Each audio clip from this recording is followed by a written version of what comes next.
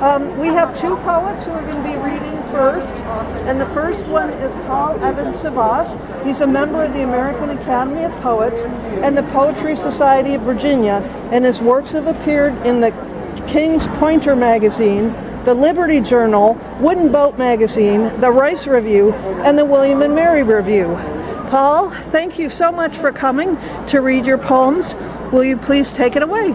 Yes, thank you, Kathleen, and if I may, a special thanks on behalf of the membership of the Poetry Society of Virginia for this wonderful opportunity at such a special event. And a special congratulations to Kathleen Decker and Terry Cox Joseph for their conception of this clever and wonderful poetry event, from conception to actual publication, and I urge everyone to buy the book. If I may, my first poem, which is the marquee poem featured in the book with this wonderful quilt designed behind me. Footprints. Footprints in the sand, scattered on the shore, with no path to follow. Are the footprints yours? Seek the light of New Point comfort. Turn driftwood into oars. Tides will wash away the imprints. Golden sands await the morn. Thank you so much, Paul. Thank Kathleen for this event, because it was so much fun to see the poems and how beautiful they are, and then to be able to transcribe that into some artwork. And so I talked to my sister, who is also a Colonial Piecemakers Quilt Guild member, who lives in Mississippi. I talked her into joining me on doing this. And we are both Native American heritage.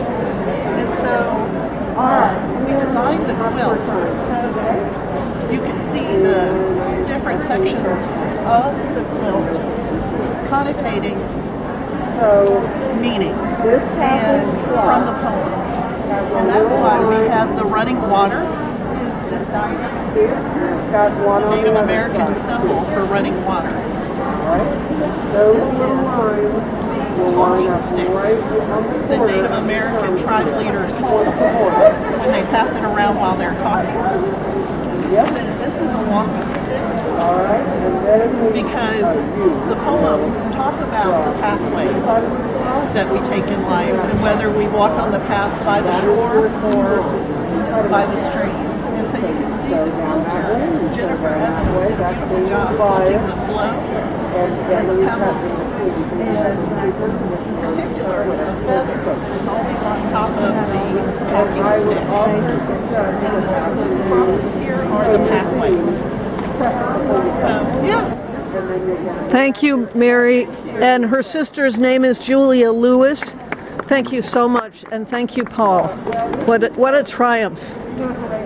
And a great example of how the quilter did an abstract rendition. Thank you so much. Okay, so next we have, yes, I'm sorry. Paul is going to grace us with the second poem, and since this exhibit is happening so close to Valentine's Day, I said, how about Valentine's Day poems? What a wonderful idea. But I would be remiss without a poem to the quilt. A quick 4-line poem I've called Old Faithful. Whatever seems the condition, my quilt always fulfills its mission.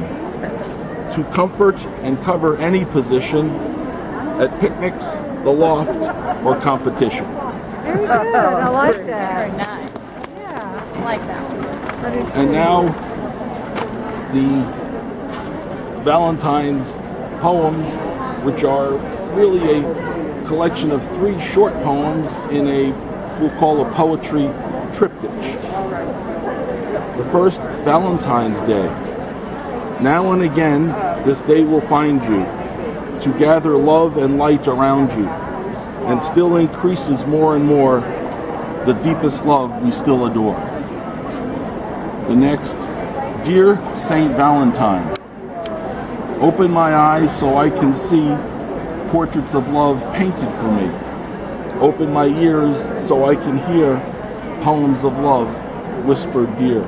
Open my heart and give me the key so I can unlock Cupid aimed at me. And then Valentine flower. What wondrous beauty, my Valentine flower. Your sweet fragrance garnishes my soul. Petals smile with cordial splendor, unending love that never gets old. Happy Valentine's. Very nice. Thank you so much, Paul. Next we have Vincent J. Tomeo, and he's with us from New York. He's a poet, archivist, historian, and community activist. For 36 years, he taught American history at a New York City public high school. He has formerly volunteered at the 9/11 Tribute Center Museum at Ground Zero. Vincent has published in the New York Times, Comstock Review, and about 15 other publications. He's widely published, and he also brought with him one of his books of poems. But he wrote this poem, which inspired Joan Johnson to create this quilt. So please read us your poem, Vincent. I'll read you a poem that I dedicated to my mother called Mama's Quilt, because my mother did quilting also. Mama's Quilt. Life stitched together in threads so thick to bind one to another. Each patch tells a story. A little girl with pigtails and books, staring at apples on a stand, bread lines and tattered clothes. Grandma, a stitch in time saves 9. 1942, war bride, 1 square for a wedding will do. A young woman is in a vocational high school making machine guns. Part of the home front, wearing her love for country, flag, weapons to win the war, ration books and victory gardens, War Won. Baby footprints, and then 3 more, off to school in Buster Brown shoes and caps and gowns. A single mama, Daddy didn't come home. Mama, bacon bran muffins and apple pie, escorting children off to school. Praise the Lord, they are grown strong. Life is a river, time passing, squares, circles, triangles, pentagons of each break away to form another bed, another day. See the flowers, birds, bees. Children are grown. 3 children start anew. Life is a blanket, stitching, sharing, caring, loving, nurturing, kind. So too, like the sun, is to flowers. A comfort blanket, colored bright, dreams of the greatest generation quilt. And that was my mama's quilt, which she made. And I like to read 2 poems for Valentine's Day. Okay, wait, just pause 1 minute before. Yes. No, hold up, Susan, hold up the quilt. I just want to say on Joan's behalf that this quilt she made for her mother when her mother was diagnosed with dementia, and so it has a variety of textures of different materials: cotton, fleece, satin, embroidery. And on the back, Susan, if you'll turn it, on the back are photographs printed on fabric of some of her mother's, upside down, some of her mother's grandchildren, both as children and adults, so that as her mother had trouble recollecting, she would see her entire family descendant-wise. And so this is a very special quilt that Joan felt spoke directly to Vincent's poem about how much he loved his mother. Okay, thank you, Susan. And now Vincent is going to read us another poem or 2. Yeah, 2 poems on Valentine's Day. This is called Dating a Poem. Stare at words until they have real meaning. Gently hold an utterance in your hands. Hear songs singing softly. Nibble on lyrics. Cushion tidings.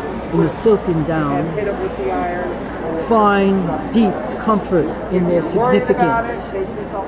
Caress, capture poetry, kiss intonations, meters, diction. Taste the mellifluousness of silence.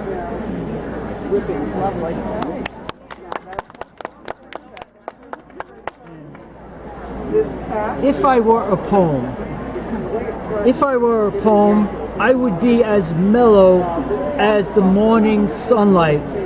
I will splash upon walls to bring you golden light and whisper cryptic messages to help you walk between the shadows. The flowers will greet you, the birds will sing, the leaves and trees will curtsy, and the wind will pass, spread like butter on warm toast. And we will meet by the brook, under the cherry blossom tree, in full bloom, and there we will consummate bliss on a green bed of soft song.